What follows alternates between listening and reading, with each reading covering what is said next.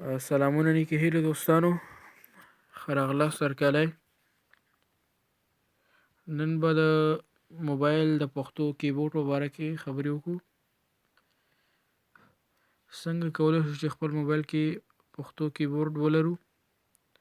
نو د دې لپاره به تاسو راشئ خپل د موبایل پلی سټور ته. په پلی سټور کې دلته سرچ کې به ولیکئ پښتو کیبورډ.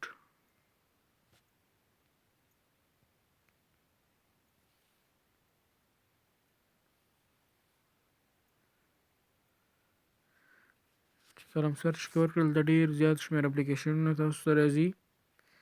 نو په دې کې به دغه لومړی نه دویم اپلیکیشن چې ما دلته په دویم درجه کې ښودلی دی، دغه اپلیکیشن د دویم دا به راواخلئ.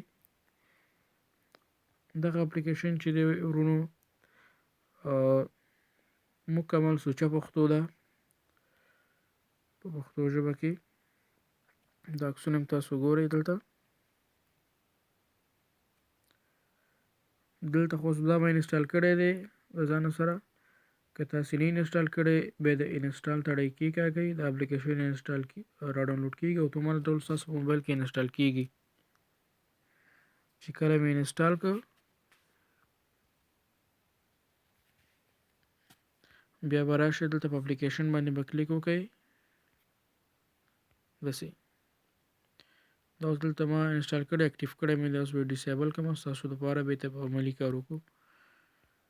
چې راغلی دلته سلیک باندې به کلیک وکړئ.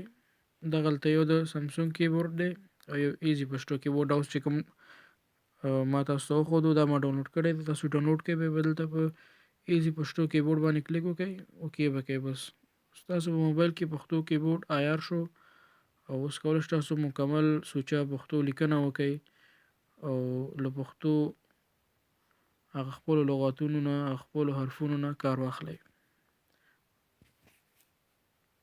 په دې هیله چې ویډیو مو خوښه شوې وي او له نورو دوستانو سره شریکه کړئ.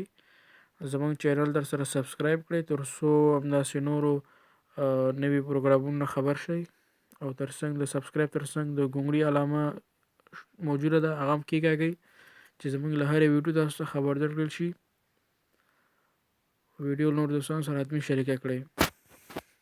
خدای په امان.